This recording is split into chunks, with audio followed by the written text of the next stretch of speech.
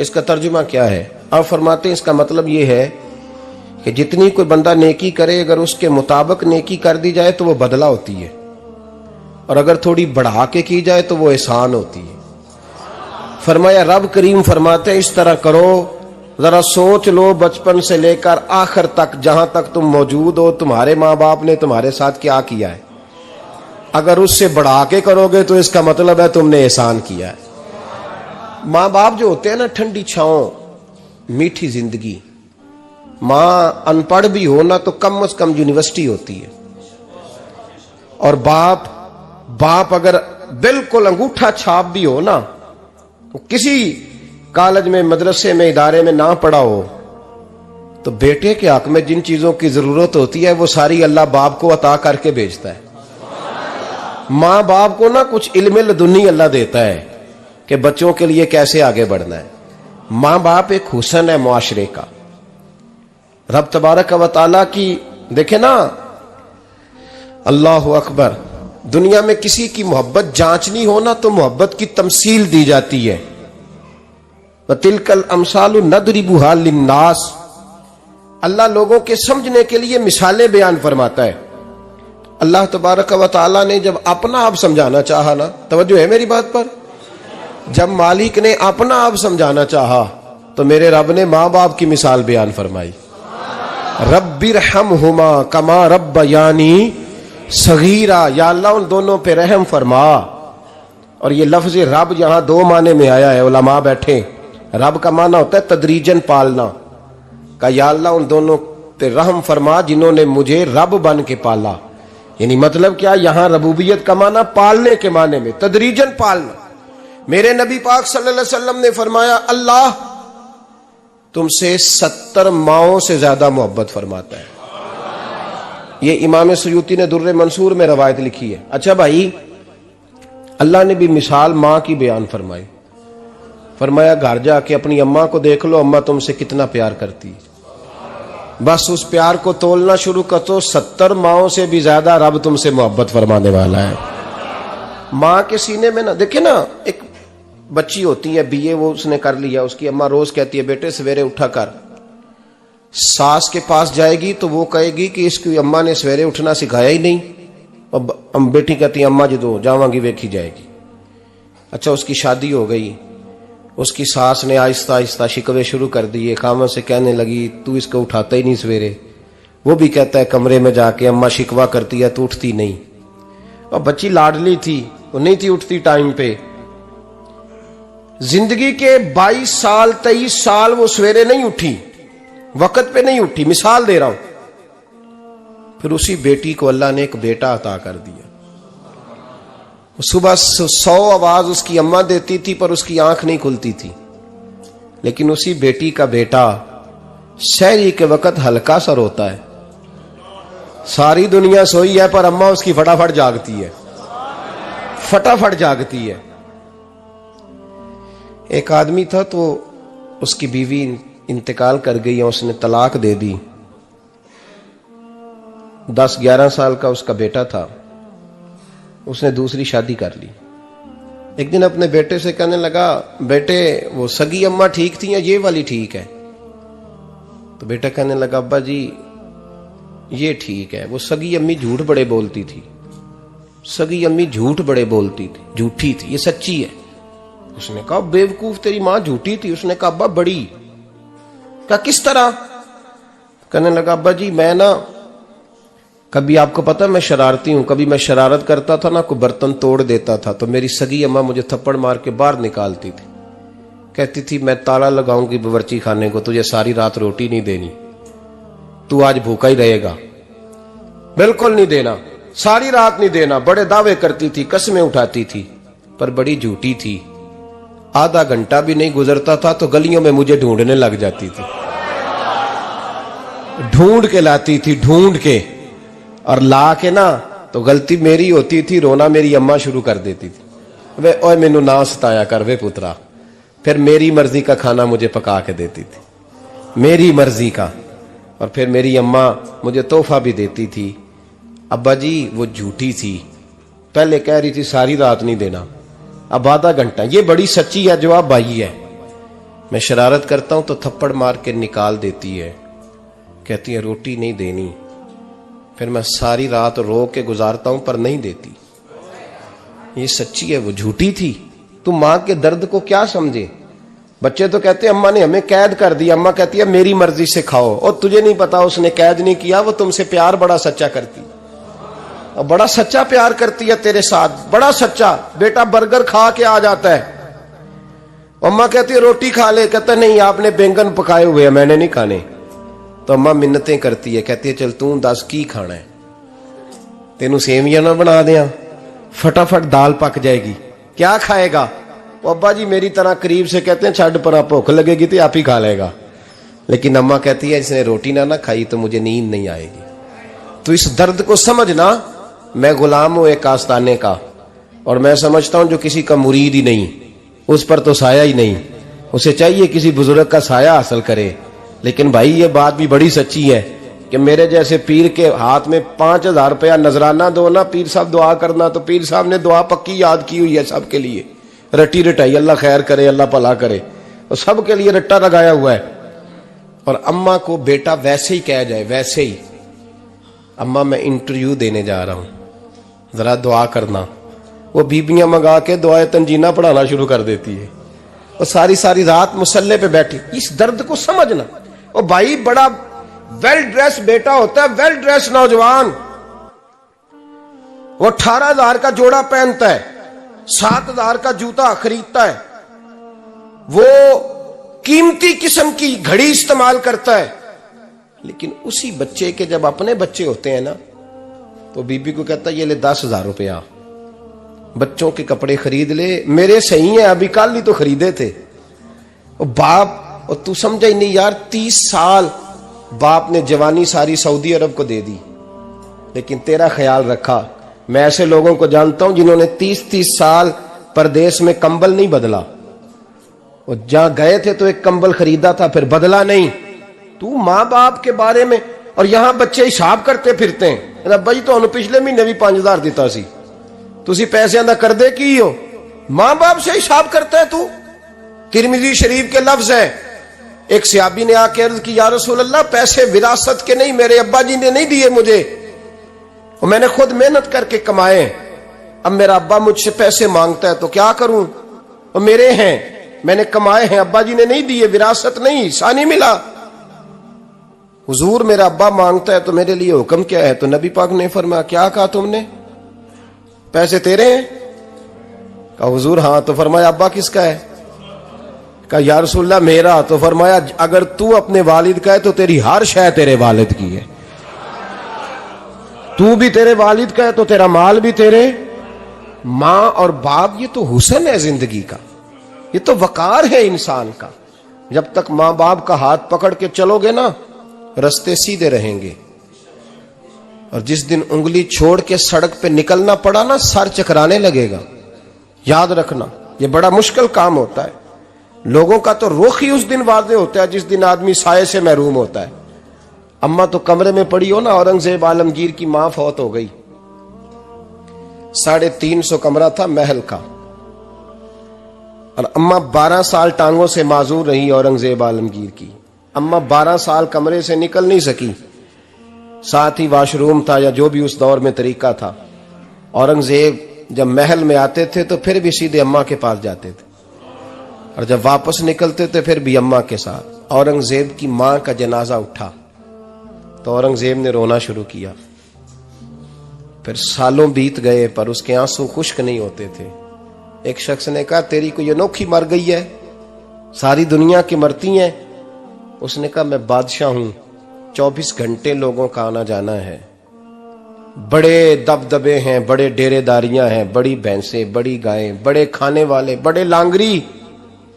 मेरी मां बूढ़ी थी, एक कोने में पड़ी रहती थी, पर जब से वो गई है ये मुझे महल नहीं लगता, मुझे कब्रिस्तान लगता है।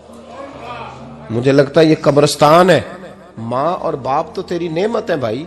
हम बच्चे, हमारे आजकल के बच्चों ने एक मसला बड़ा पक्का याद कर लिया, कहते मौलाना पीर साहब पसंद की शादी करना जायज नहीं। मैं कहता हूं साहब और भी बड़ी चीजें जायज है, सिर्फ एक ही शय जायज रह गई है। रसूल पाक सल्लल्लाहु अलैहि वसल्लम सिवाय अल्लाह के किसी के पाबंद नहीं, किसी के पाबंद नहीं। पर जनाब सैयदा खतीजतुल कुबरा रदी अल्लाह ताला अन्हा ने पैगामे निकाह दिया, या रसूलल्लाह मैं शादी करना चाहती हूँ, हुजूर किसी के पाबंद नहीं।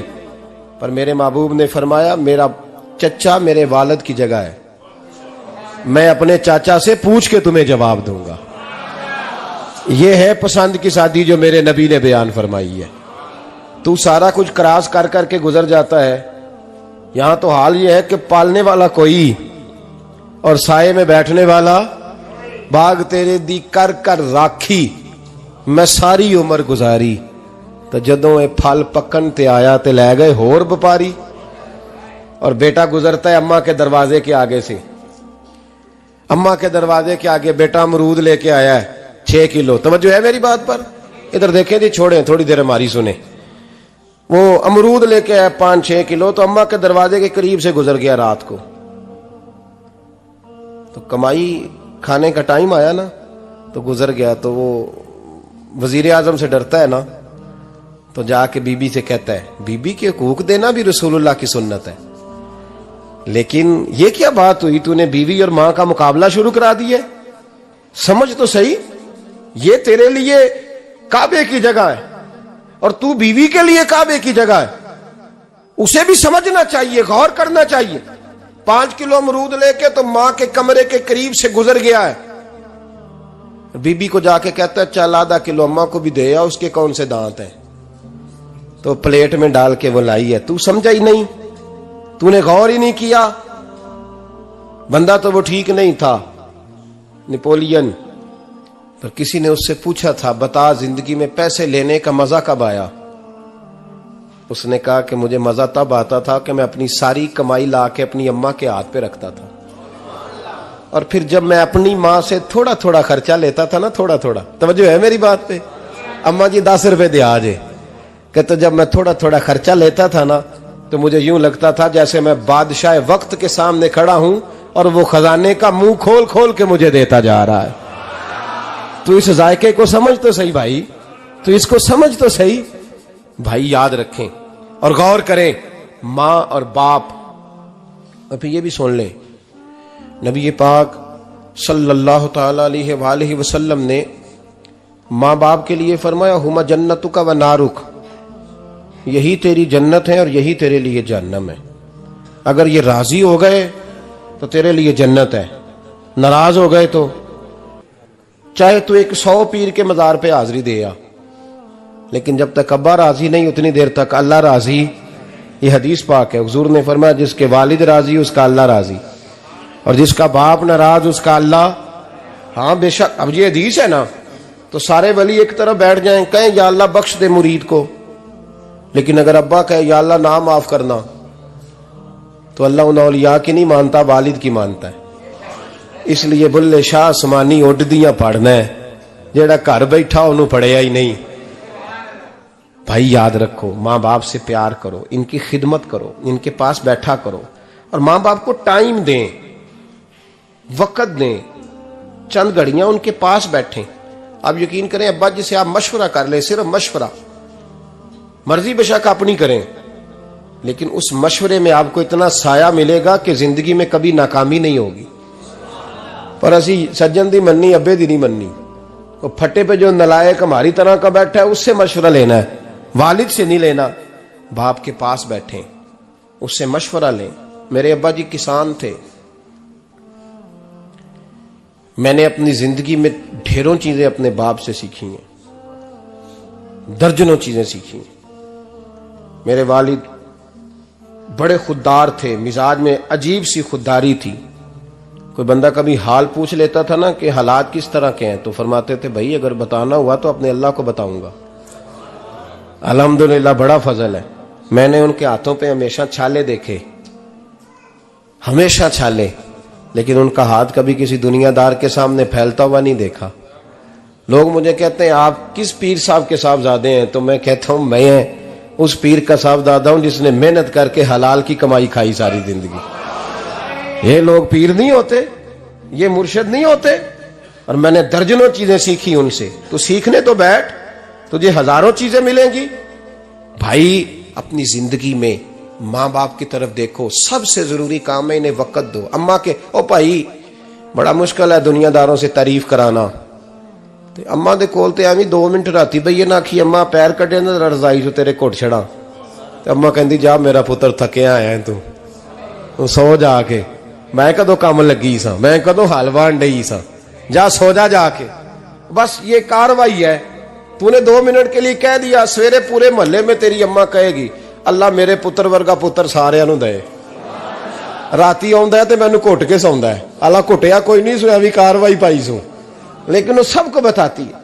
तो भाई इतनी कीमती चीज और तू छोड़ के बैठ। मैं कभी जलसे से देर से आता था ना, अब तो जाता नहीं ज्यादा जगहों पे, कोशिश करता हूं कि चलो माहौल के मुताबिक, थोड़ा खुश्क आदमी हूं तो हर जगह सेट नहीं हो पाता, इसलिए कम जाता हूं। तो कभी रात को आते थे ना देर से, मेरी अम्मा जी शुगर की मरीज थी, तो मैं छोटे भाई को फोन करता था कि अम्मा जी सो गए, कहते सो गए।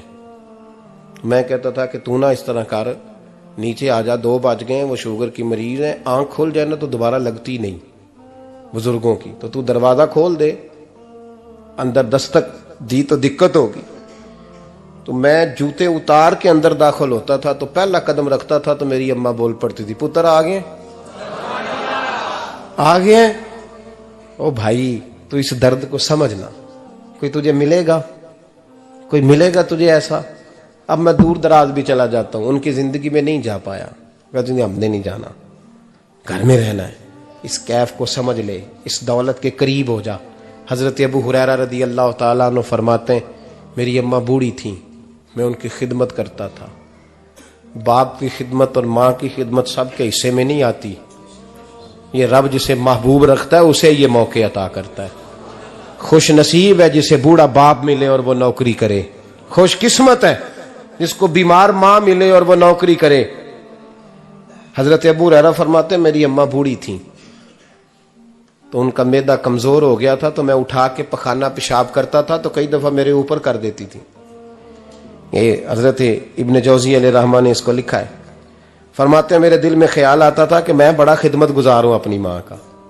एक दिन मैं हजरत उमर के पास बैठा था उनके दौरे खिलाफत में, तो एक शख्स आ गया, उस शख्स ने आकर के कहा कि हजरत उमर से हुजूर एक मसला पूछना है। फरमाया पूछो। वो कहने लगा हुजूर मेरी अम्मा बूढ़ी हो गई है, बीमार रहती है, मरीजा है, मुझे आवाज देती है बेटे पेशाब आया है, आवाज देती है, तो मैं अम्मा को उठाता हूं, अभी मैं बैतुल खिला तक वाशरूम तक जाता नहीं कि मेरी अम्मा मेरे ऊपर पेशाब कर देती है। हजरत उमर से कहने लगा हुजूर बचपन में मैं अम्मा पे पेशाब करता था, अब अम्मा मेरे ऊपर कर देती है, तो हक अदा हो गया ना। हजरत अबू हुरैरा कहते हैं जब उसने सवाल पूछा तो मेरे भी कान खड़े हो गए। मैंने कहा ये तो मेरे वाला मसला पूछ रहा है, मेरे वाला मसला पूछ रहा है। मेरे पास एक दोस्त जुमा पढ़ने आते हैं बड़ी दूर से, मुझे कहने लगे हजरत साहब जदों भी मैं आउना ना तुसी मेरी ही गल छेड़ देंदे हो, वो जो बात होती है ना बिल्कुल मेरी होती है। मैंने कहा नहीं यार जो मैं कर रहा होता हूं वो मेरी भी होती है, वो सारे मुआशरे की होती है। हमें लगता है कि मेरी हो रही है, हालांकि वो बात हमारी सबकी मुश्तरका होती है। सुन ले और याद रख लें। हजरत अबू हुरैरा फरमाते मेरे कान खड़े हो गए। मैंने कहा इसने तो मेरी बात पूछनी शुरू कर दी। हजरत फारूक आजम से कहने लगा हुजूर बचपन में मैं अम्मा पे पेशाब करता था, वो मेरे ऊपर कर देती है, तो हक अदा हो गया। हजरत उमर कहने लगे नहीं कोई नहीं हुआ। उसने कहा हुजूर मुझे समझाएं, वो सारे काम जो मैं अम्मा के साथ करता था अम्मा मेरे साथ करती है, तो क्यों नहीं हुआ। हजरत उमर कहने लगे भाई पेशाब तो तू भी अम्मा पे करता था और अम्मा भी तेरे ऊपर करती है, पर तेरी और तेरी माँ की सोच में बड़ा फर्क है। उसने कहा हुजूर किस तरह, तो क्या जवाब है सैयदना फारूक आजम का, लौ काना नबिय्यम बाद लकाना उमर इब्न खत्ताब। क्या जवाब है। हजरत उमर फरमाने लगे तेरी और तेरी माँ की सोच में बड़ा फर्क है। कहा हुजूर किस तरह। फरमाया जब तेरी अम्मा तेरे ऊपर पेशाब करती है ना तो तू दुआ करता है कि या अल्लाह बूढ़ी हो गई है इसे पर्दा दे दे, और जब तू अपनी अम्मा पे पेशाब करता था तो वो दुआ करती थी या अल्लाह मेरे लाल को लंबी जिंदगी अता फरमा। फरमाया ये तेरा और उसका फर्क है, तू पर्दे की दुआएं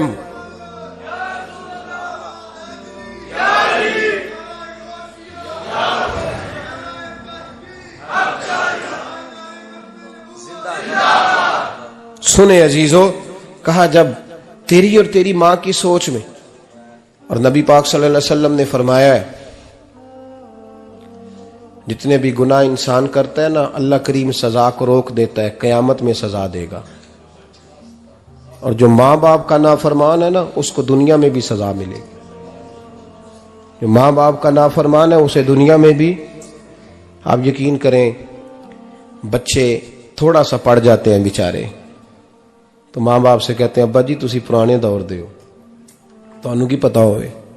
और तुझे पता ही नहीं भाई, तुझे खबर ही नहीं, ये पुराने दौर के नहीं, तू बेवकूफों के दौर का है। तू समझ ये कोई तालीम है?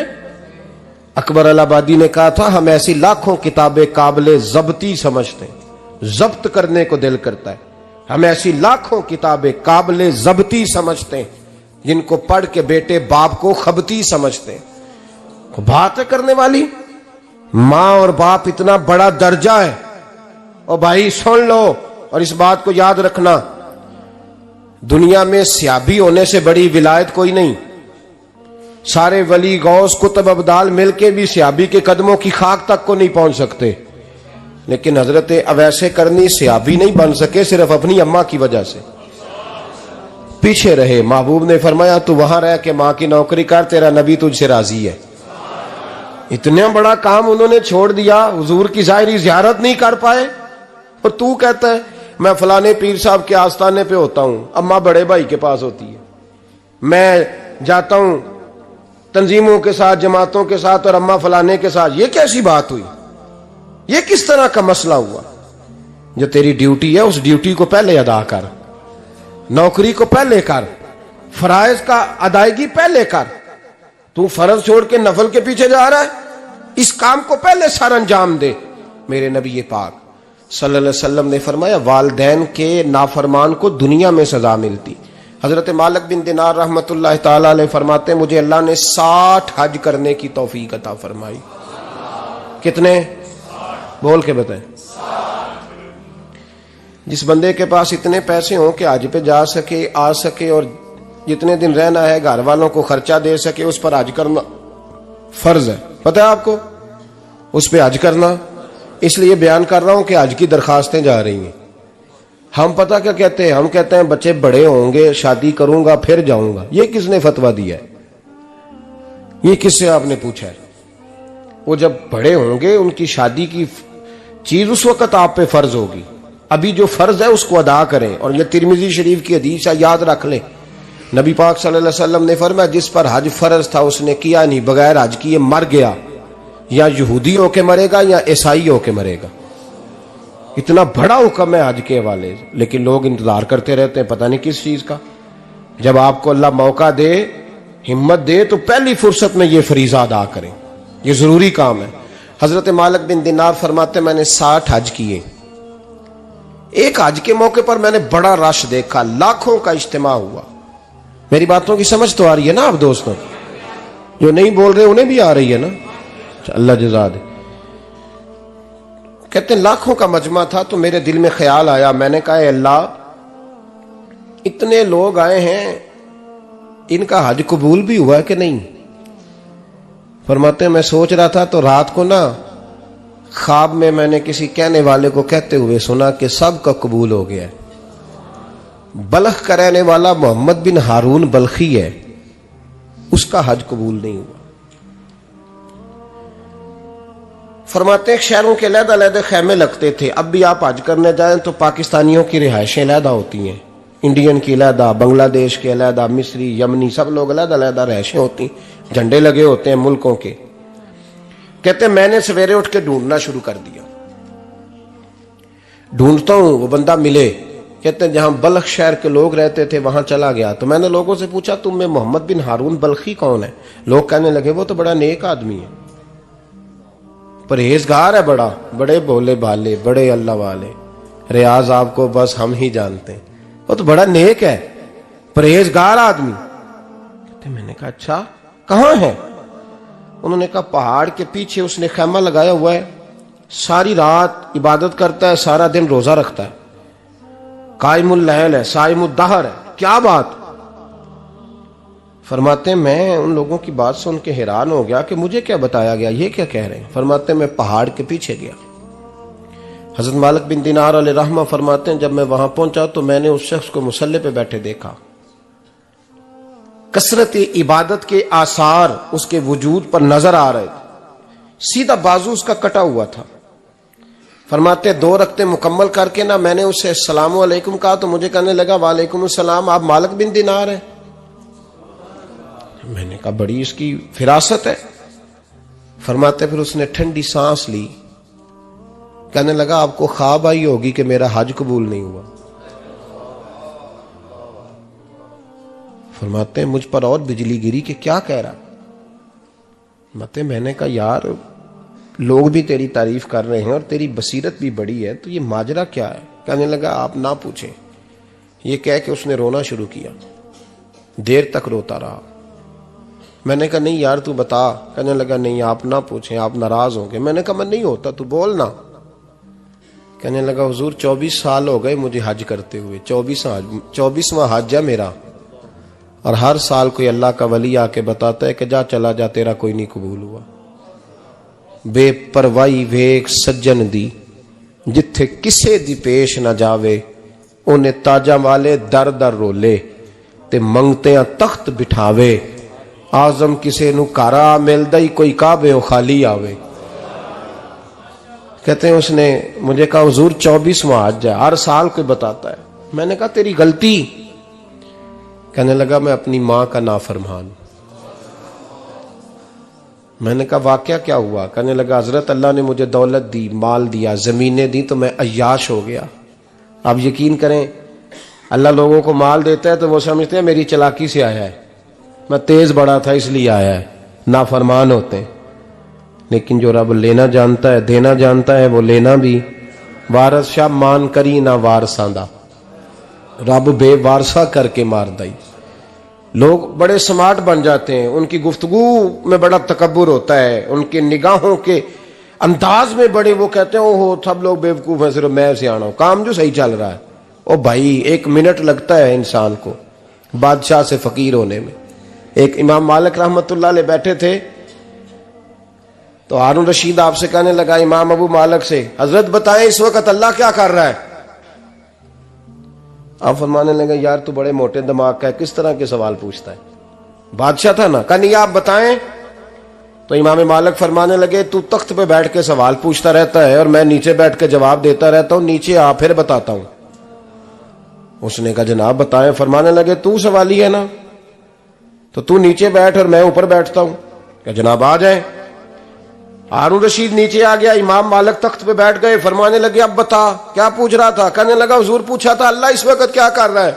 फरमाने लगे रब इस वक्त तुझे समझा रहा है कि इस तख्त पे तकब्बुर ना करना, 1 मिनट लगता है मैं तुझे उठा के मालिक को बिठा दिया करता हूं, ये तुझे समझा रहा है, लिहाजा इस समझ पे कायम रहना, तकब्बुर ना करना, 1 ही तो मिनट लगता है, ये तुझे समझा रहा है। तो वो शख्स कहने लगा मोहम्मद बिन हारून बल्खी इमाम मालिक बिन दिनार से कि हुजूर बड़ी दौलत थी तो मैं अय्याश हो गया था। रमजान का महीना था, अम्मा तंदूर में रोटियां लगा रही थी, मैं शराब पी के घर आ गया। हमारे यहाँ ये भी फैशन है ना, अब मेहंदी वाले दिन चौधरी साहब के डेरे पे जवान शराब पीते हैं तो पूछते हैं हाजी साहब आप तो हाजी भी हैं, तो डेरे पे मुंडे क्या करते रहे। कहते मैं डेरे तो था मैनू नहीं पता, वो कार लगे सन। हाजी साहब आपको सारा पता है और अल्लाह आपसे पूछ लेगा। यहां तो कोई आदमी चुप कर जाएगा आपके किलों की वजह से, लेकिन अर्श के मालिक को भी तो जवाब देना है कि नहीं। क्या तरीका है देखे ना, कुल वाले दिन महफिल और मेहंदी वाले दिन अल्लाह से सिर्फ दुखों का रिश्ता है, रसूलुल्लाह से सिर्फ गमों का रिश्ता है। अगर तूने ढोल ढमक्का शोर शराबा किया है शादी वाले दिन तो कुल वाले दिन भी बजा, तेरा पता चले, जनाजे पे भी बजा। क्या तमाशा है। मजहब सिर्फ रस्म है, जरूरत है, कोई मर गया तो कुरान पाक खोल लो, बाकी जो मर्जी करो। हज भी कीती जांदे हो, लहू भी पीती जांदे हो, खो के माल यतीमां दा भेज मसीती जांदे हो, फट दिलां दे सींदे नहीं, टोपियां सीती जांदे हो, नफ्स ते छुरी फेर दे नहीं, बकरे कीती जांदे हो, फर्ज भुलाई बैठे हो, नफला नीति जांदे हो। ओ दसो ते सही बुल्ले नू ए की कुछ कीती जांदे हो, ओ दसो ते सही बुल्ले शाह नू की कुछ कीती जांदे हो। कोई तरीका है? कोल शरीफ पे मौलवी साहब तशरीफ लाइएगा, अब्बा जी के कोल है, तो मैं तो कहता हूं बजा ना बैंड बाजे वाला आज भी, तेरा पता चले कि ये दो काम कैसे होते। तू किस तरह दो कश्तियों का, समझ नहीं आती बात की। मैं तो जाता ही नहीं बैंड बाजे वाली शादी पे, मैं कहता जो मर्दी पढ़ा लो ने कहा, हमसे नहीं दो काम होते। अल्लाह रोजी देने वाला है, एक ही करते हैं, दो रंगी छोड़ के यक रंग हो जा, सरासर मोम हो जा या संग हो जा, मौज करो। हम इस चक्कर में पड़ते ही नहीं, हम वो रास्ता ही छोड़ देते हैं जो हमारी तबीयत के मुताबिक नहीं होता, बस खत्म हो गई बात। इसलिए गौर करें और याद रखें इस बात को। इमाम मालिक बिन दिनार रहमतुल्लाह अलैह फरमाते हैं, मुझसे कहने लगा पैसे आए तो मैं याश हो गया।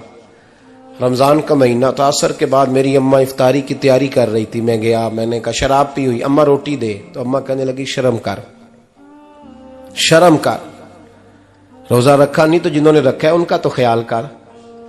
कहते अम्मा की बात का मुझे गुस्सा लगा। मैं कहा करता हूं बदनसीब है वो बेटा जिसका बाप उससे बात करते हुए डरता है कि पता नहीं कहां से बोलेगा।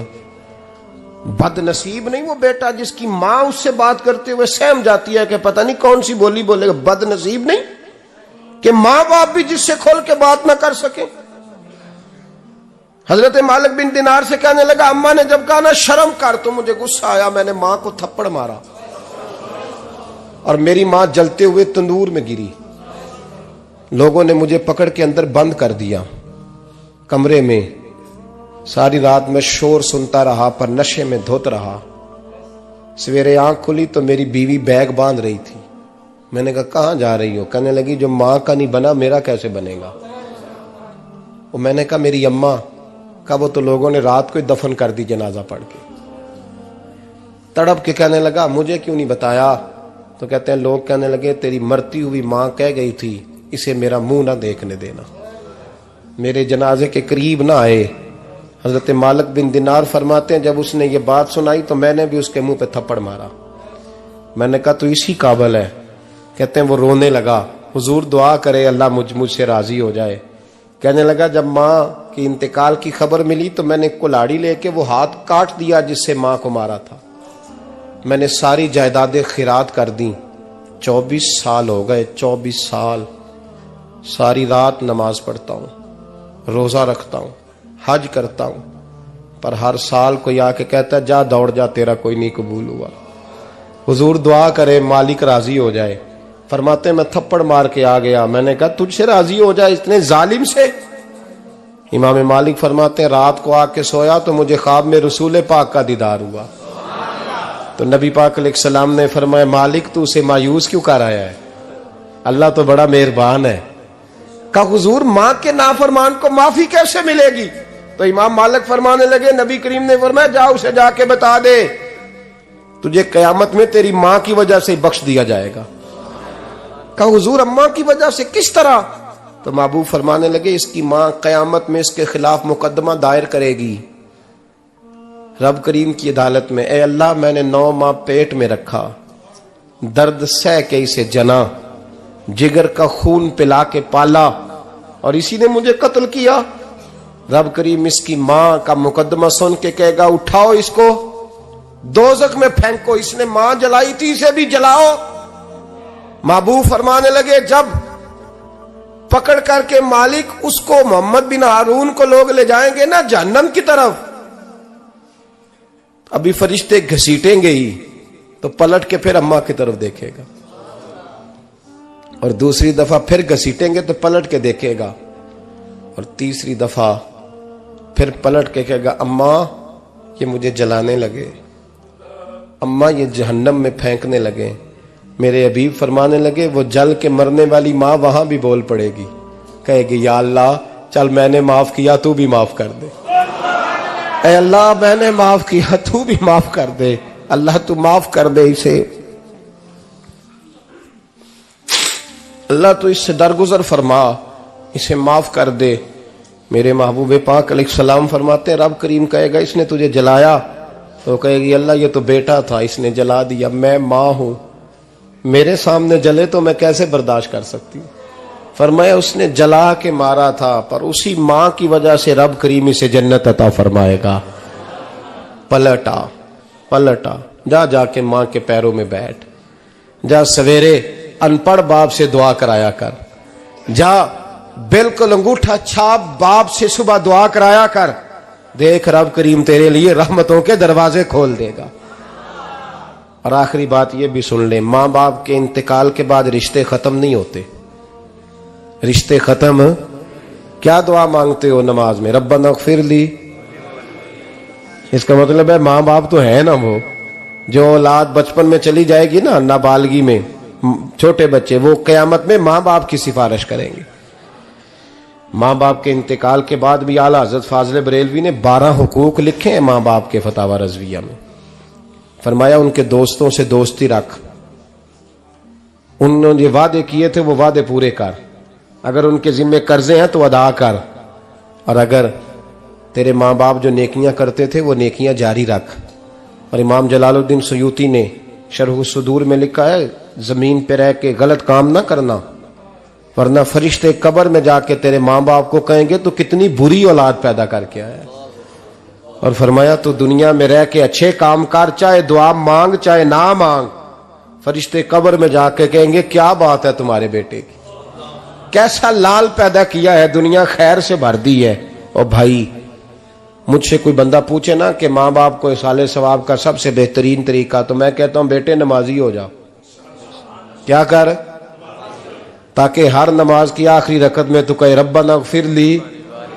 नमाज अल्लाह की, जिक्र माँ बाप का अल्लाह ने रख दिया है। रब्बना इग़फिर ली हर नमाज की हर आखिरी रकत में खत्म शरीफ पढ़ा जाएगा। और नमाज के अंदर पढ़ेंगे इंशाअल्लाह ताला, पढ़ेंगे नमाज इंशाअल्लाह, वादा नहीं करा रहा। दाढ़ी किसकी सुन्नत है? नहीं, जिन्ना नहीं रखी हो बोलो, जिन्ना रखी हो तो बोलन डाया ने। किसकी सुन्नत है? तो सरकार के गुलामों ने रखनी है, किसी और ने रखनी है? गुलाम कहते हैं अभी हम नेक ही नहीं, नेक होंगे तो रखेंगे। वो खुदा के बंदो, नेक तो सारी जिंदगी बंदा नहीं होता। कभी किसी ने दावा किया है वली गौस कुतुब ने कि अब मैं बिल्कुल गुनाह नहीं करता, मैं पाक साफ हो गया हूं? किया है कभी? ये शैतान का वसवसा है। दाढ़ी हुजूर की सुन्नत है, और रखो तो नबी पाक की मर्जी के रखो, पूरी मुट्ठी रखो, अपनी मर्जी की ना रखो। जितनी मुझे अच्छी लगती है उतनी मैंने रख ली। एक मुट्ठी दाढ़ी रखें। सारी दुनिया की ट्रेनें गुजरती हैं तो गुजर जाएं, नमाज का वक्त नहीं गुजरना चाहिए। बस खत्म हो गई बात। दुनिया तो चंद रोज है, ओ पईयां देश दियां कबरां जिन्हां ते फुल पे, उधरों कोई नहीं जी आमदा ते इधरों लखां गए। नमाज सबसे पहले, इसलिए कि रब रसूल के बगैर हमारा गुजारा ही नहीं, गुजारा ही नहीं। नमाज, कुरान पाक और दुरूद सलाम, ये कज़ा होना ही नहीं चाहिए, जो मर्जी हो जाए। और साथ साथ सुन्नत और शरीयत का लिहाज करना सीखें। और मेरी अपील ये है, हर इमारत पे गुलाफ नहीं चढ़ता, सिर्फ खाना काबा पे चढ़ता है। हर किताब का गुलाफ नहीं होता, सिर्फ कुरान पाक का होता है। हर बीबी का पर्दा नहीं होता, सिर्फ मुसलमान औरत का होता है।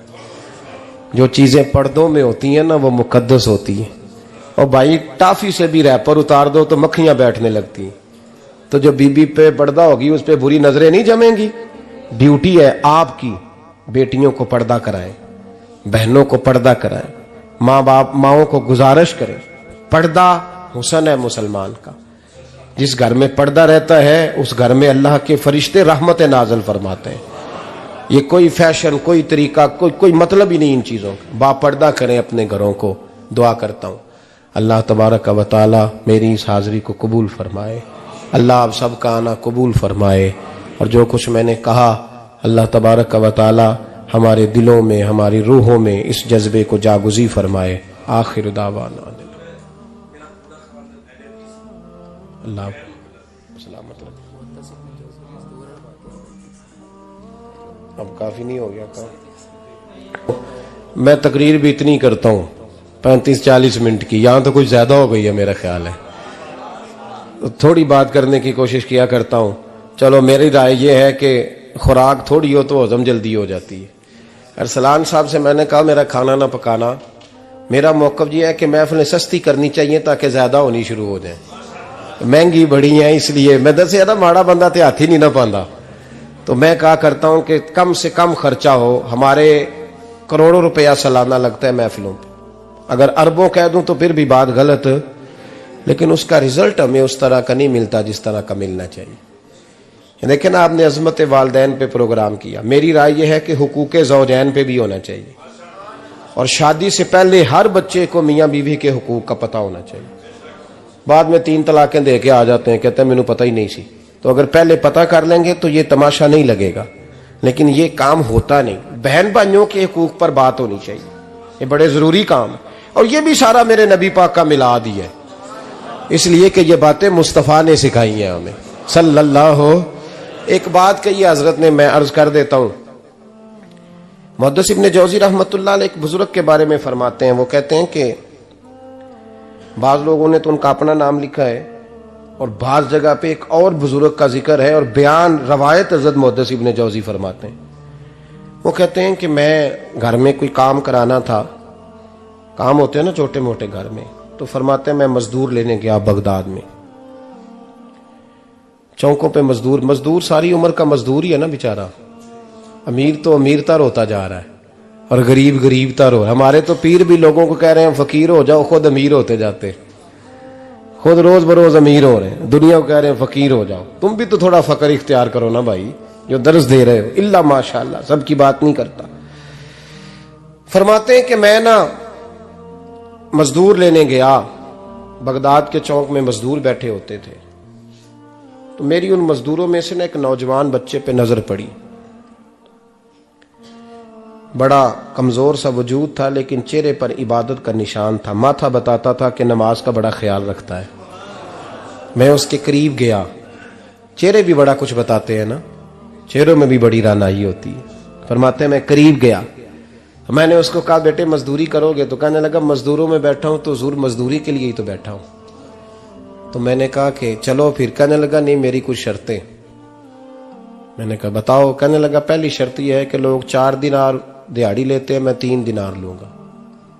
मैंने कहा यार बे तो बड़ी बेहतरीन है, बाकी भी इस तरह की रख ले। उसने कहा हुजूर दूसरी शर्त यह है कि मैं आपकी मुकम्मल बात मानूंगा, लेकिन जब अजान हो जाएगी फिर आपकी नहीं सुनूंगा।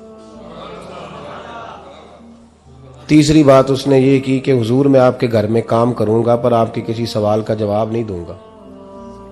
कहते हैं मैंने कहा यार तू बड़ा अजीब है, शर्तें तो मालिकों की होती हैं।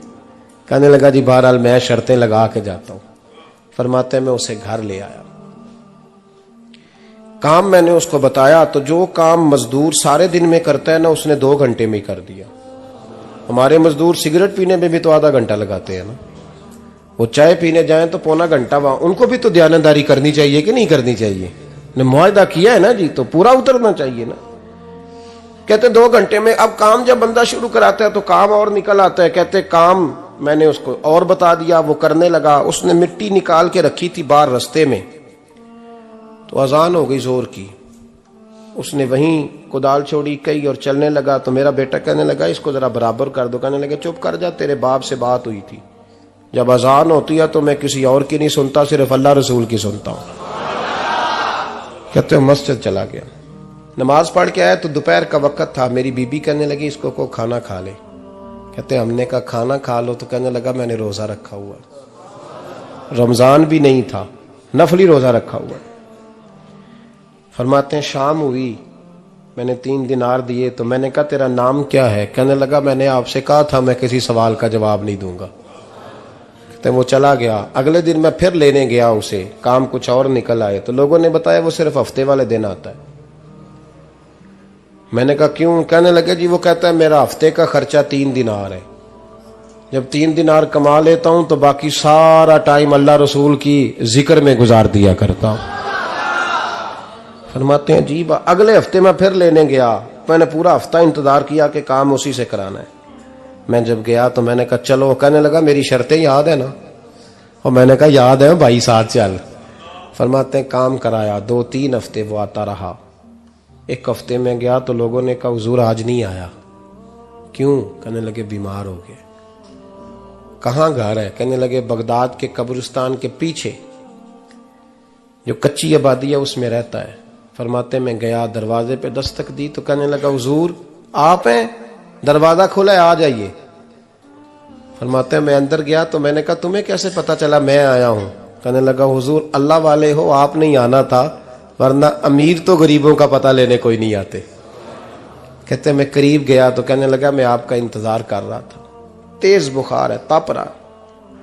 जेब से कुछ पैसे निकाले, कहने लगा ये पैसे रख लें। एक अंगूठी निकाली, कहने लगा हुजूर आज रात को मेरा इंतकाल हो जाएगा, इन पैसों का कफन खरीद के सुबह जनाजा पढ़ के मुझे दफन कर देना, और जब दफन करो तो ये अंगूठी लेके असर के बाद हारून रशीद के पास जाना, आप उसे कहना मैंने मिलना है पर वो आपको टाइम नहीं देगा, आप उसको आवाज दीजिएगा कि तेरी एक अमानत है मेरे पास, फिर वो आपसे मिलेगा तो अंगूठी दे दें, फिर आप मेरी तरफ से फारिग हैं। हजरत फरमाने लगे तेरा नाम? और कहने लगा हुजूर वक्त थोड़ा है, आज रात मैंने जाना है, बड़ी लंबी माफी मांगनी है रब करीम से, अगर मुनासिब समझे तो मुझे अपने रब से तन्हाई करने दे। फरमाते हैं मैं आ गया पर उसकी बातों ने मुझे सारी रात सोने नहीं दिया। फरमाते हैं सुबह बड़ी मुश्किल से सूरज निकला, मैं गया दरवाजे पे हाथ रखा तो दरवाजा खुला हुआ था, अंदर दाखिल हुआ तो खुशबुएं मेरा इस्तकबाल कर रही थी, जब चेहरे से कपड़ा हटाया तो उसका तो इंतकाल हो चुका है, इंतकाल हो चुका है, ऐसे जैसे किसी का दीदार करके सोया है।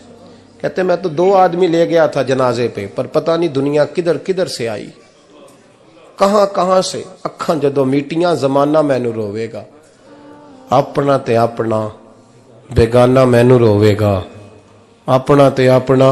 और मियां साहब ने कहा था बाद मरन दे मुखड़ा मेरा हो जावे जे ताजा, फिर समझ लेना महबूब मेरे ने आन पड़िया जनाजा। और किसी उर्दू के शायर ने कहा था मेरे मरने पे हर सू शोर मच जाएगा देखोगे, कि अल्लाह को मेरे मरने पे हर सू शोर मच जाएगा देखोगे, कहने अलविदा सरकार खुद तशरीफ लाएंगे। फरमाते हैं मैं तो 2 बंदे ले गया था पर पता नहीं मखलूक कहां कहां से आई। जनाजा पड़ा, दफन किया। हारून रशीद के पास में असर के बाद गया, मैंने बुलाना चाहा पर बादशाह था, मेरी तरफ देखा ही नहीं। मैंने उसको कहा तेरी एक अमानत मेरे पास है। फरमाते हैं वो मुझे कोने पे ले गया, क्या बात है, कमरे में बुलाया, मैंने अंगूठी दी। हारून रशीद तो चीखे मारने लगा, कहने लगा अंगूठी वाला कहाँ है? मैंने कहा वो तो इंतकाल कर गया। कहने लगा मुझे कब्र पे ले चल। कहते मैं कब्र पे लाया तो वो लेट गया, तड़प के रोने लगा।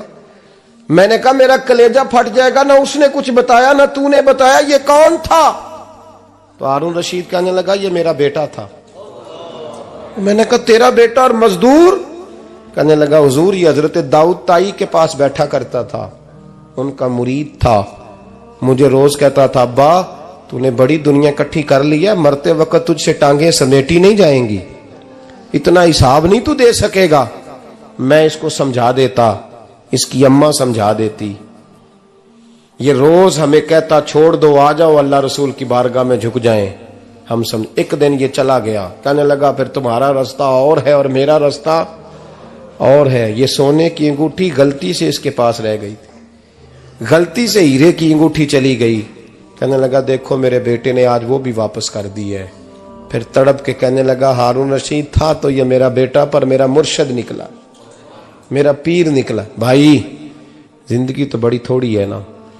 बाबा साहब ने कहा था उठ फरीदा सुत्या, और दाढ़ी आ गया ही पूर, अग्गा नेड़े आ गया ही, पिछा रह गया ही दूर।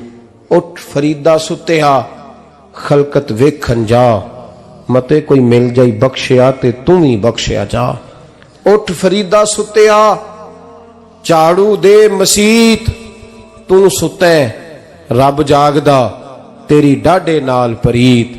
मेरा रब हमें भी अपनी बारगाह में कबूल फरमाए। आखिर दावाना अनिल हम्दुलिल्लाह।